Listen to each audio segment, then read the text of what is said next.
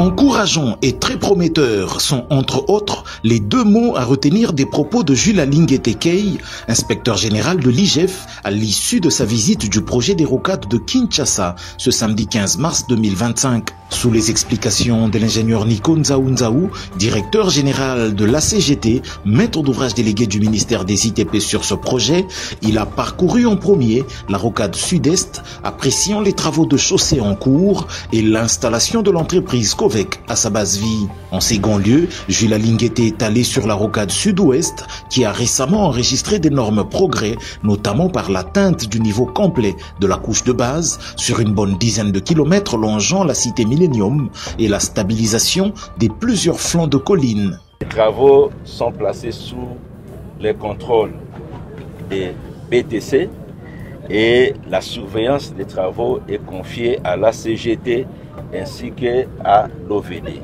Nous en profitons, monsieur le DG, pour vraiment vous féliciter. Ce que nous venons de voir, c'est une fierté. Et parfois, il ne faut pas suivre, il faut venir voir. Ce que nous voyons là, c'est un très grand travail et de qualité avec beaucoup de professionnalisme.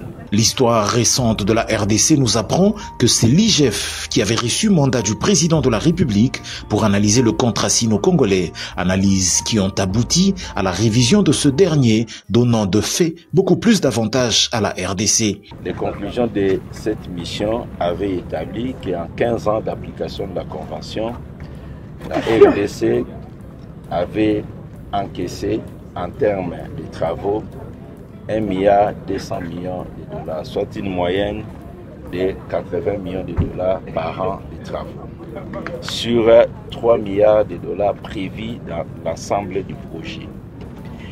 Il s'en est suivi une décision du chef de l'État qui est une révisitation de la convention entre les deux parties. L'inspection générale des finances, qui était à l'origine des rapports techniques, a été associée à ces travaux de révisitation avec d'autres structures et institutions, notamment les membres du gouvernement et beaucoup d'autres services techniques impliqués dans les projets. Au mois de janvier 2024, les négociations ont terminé en donnant comme résultat la révision du package des infrastructures reconnues à la RDC dans le projet qui passerait de 1,8 milliard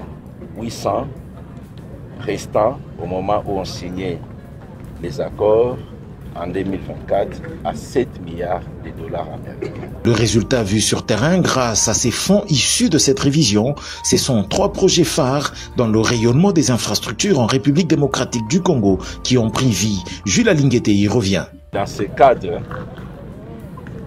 3 projets ont effectivement démarré.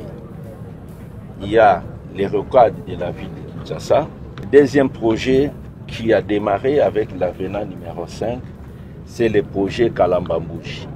Et troisième projet qui a démarré, qui va vraiment consacrer le désenclavement total de notre pays, c'est la route qui part de Mbujimayi, Mweneditu, KCC, jusqu'à Ngouba, jusqu'à la province de Lualaba. Et cette route va vraiment consacrer le désenclavement total et le boom pour notre pays. Donc, tous ces projets sont financés par Sycomine au travers de l'avenant numéro 5.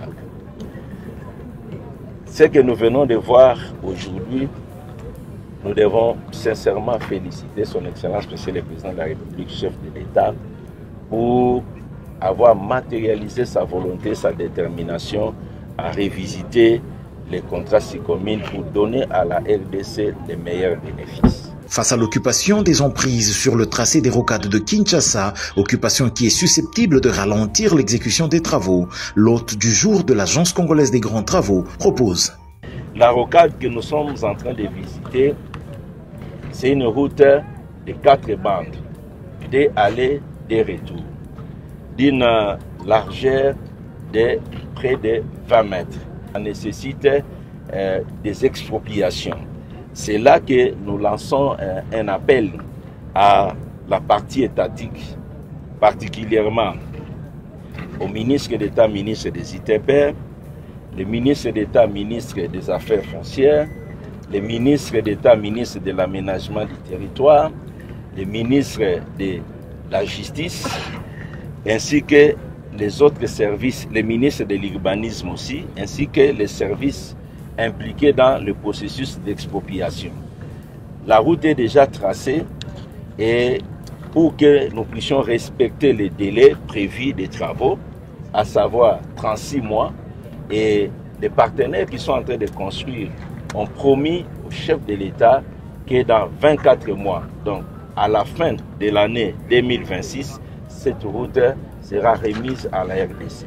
Alors, pour permettre à ce qu'on puisse atteindre cet objectif, la commission d'expropriation composée des ministères et services que je venais de citer est vraiment appelée à mettre les bouchées doubles pour que les travaux d'expropriation arrivent rapidement à la fin. Nous avons 2000 expropriations à faire.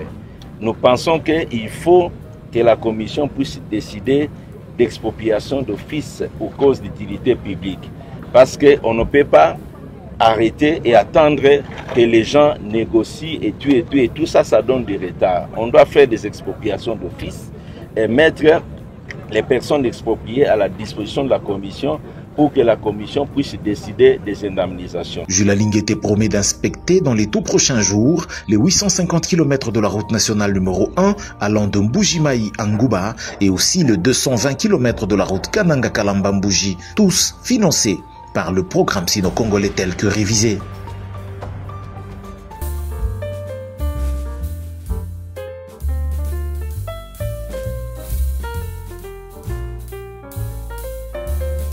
Merci à tous de nous avoir suivis. Aimez et abonnez-vous massivement à notre chaîne YouTube Tribeca Media. Au revoir et à la prochaine.